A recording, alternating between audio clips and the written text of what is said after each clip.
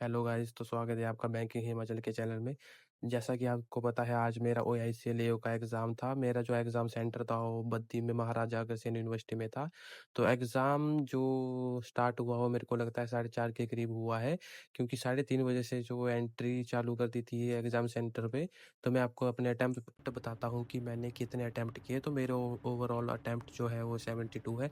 English में 25, reasoning में 25 और क्वांट में मेरे जो है अटेम्प्ट कम रह गए हैं, 22 ही हो पाए।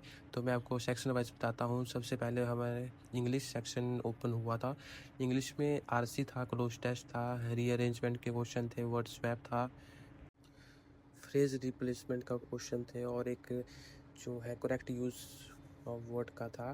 तो सबसे पहले जो RC ओपन हुआ वो नेल बेस पे था, जो कि नेल्स कॉस्मेटिक के ऊपर था कि उसके क्या साइड इफ़ेक्ट्स हो सकते हैं। और एक क्लोज टेस्ट जो था वो कैमरा के ऊपर था, जो कि स्पेस से रिलेटेड था कि हमारी गैलेक्सी में रीअरेंजमेंट के क्वेश्चन थे और वर्ड स्वैप भी थे, एरर डिटेक्शन के क्वेश्चन थे। अब बात करते हैं रीजनिंग सेक्शन में। तो रीजनिंग सेक्शन में सबसे पहले मैंने ऑर्डर रैंकिंग की जो है वो पजल सॉल्व की थी, जिसमें 6 पर्सन बैठे थे। और उसके बाद मैंने सिलॉक के क्वेश्चन किए, उसके बाद मैंने इनइक्वालिटी के क्वेश्चन किए, उसके बाद मैंने ब्लड रिलेशन देखा था, लेकिन मेरे को लगा शायद वो ट्रिकी हो सकता है, इसलिए मैंने उसको नहीं किया। इसकी जगह मैंने जो है वो नॉर्थ साउथ वाली जो है पजल उसको अटेम्प्ट किया। और उसके बाद मैंने फ्लैट फ्लोर वाली पजल बनाई, जो कि मैंने गलत बना दी थी पजल। उसमें एक कंडीशन थी, वो उसको मैंने गलत ले लिया था, बाद में उसको मैंने सही किया, जिसमें मेरा थोड़ा टाइम वेस्ट हो गया। उसके बाद मैंने जो है जो मीनिंगफुल वर्ड वाला क्वेश्चन किया, जिसमें कोई भी मीनिंगफुल वर्ड नहीं बनना था। और इसमें जो पेयर फॉर्मेशन का क्वेश्चन आया था उसमें मोर देन 3 थे। अब बात करते हैं क्वांट सेक्शन की। तो क्वांट में ओवरऑल अटेम्प्ट जो है वो 22 ही हुए। सबसे पहले अप्रोक्सीमेशन मैंने अटेम्प्ट किया, उसके बाद मैंने मिसिंग नंबर सीरीज के क्वेश्चन बनाए 2-3। उसके बाद मैंने उनको स्किप कर दिया था, लास्ट में करूँगा। उसके बाद मैंने DI उठाई। फर्स्ट DI जो थी मैंने वो मैन्युफैक्चर वाली की, जिसमें सोल्ड का डाटा दिया गया था, उससे हमें अनसोल्ड का डाटा निकालना था।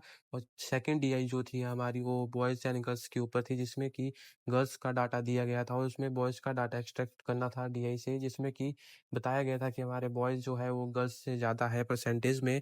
तो उसके बेस पे हमें उनकी वैल्यूज़ को फाइंड करना था। उसके बाद एक केसलेट आई थी, जिसको कि मैंने अटेम्प्ट नहीं किया। उसके बाद मैंने जो अर्थमेटिक के क्वेश्चन थे उसमें टाइम एंड वर्क का क्वेश्चन अटेम्प्ट किया, जिसमें मेरा आंसर 10 आया। और पार्टनरशिप के क्वेश्चन में मेरा जो आंसर था वो 8000 आया। और जो बोट एंड स्ट्रीम का क्वेश्चन था वो पता नहीं मैंने उस क्वेश्चन में क्या गलती कर दी, उसमें मेरा आंसर ही नहीं आया। जिसका भी बोट एंड स्ट्रीम का क्वेश्चन याद है वो कमेंट में ज़रूर बताए कि बोट एंड स्ट्रीम का क्वेश्चन कैसा था। तो यही थे मेरे अटेम्प्ट।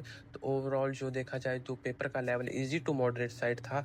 तो जो पेपर का लेवल था वो बोल सकते हैं कि एक इजी टू मॉडरेट साइड में था। तो जो मेरे अटेम्प्ट है वो तो 72 ही हुए। और अपने आप अटेम्प्ट्स को बॉक्स में ज़रूर बताएं कि आपने कितने अटेम्प्ट किए। मेरे रीजनिंग में एक पजल और हो सकती थी और क्वांट में मेरे 5-6 क्वेश्चन और बन सकते थे, जो कि थोड़ा स्पीड और जो मैंने थोड़ी मिस्टेक कर दी उसकी वजह से जो है वो मेरे कम अटेम्प्ट हुए। लेकिन देखते हैं अब इंग्लिश में कैसी एक्यूरेसी रहती है, क्योंकि इंग्लिश की एक्यूरेसी का मेरे को डाउट ही रहता है। देखते हैं ओवरऑल क्लियर होगा कि नहीं। जब रिजल्ट आएगा तब भी लगेगा। बता सभी अपने जो है अटेम्प्ट और जो आपको लगता है कि आप क्लियर करोगे कि नहीं, अपने कमेंट बॉक्स में ज़रूर बताएं। धन्यवाद।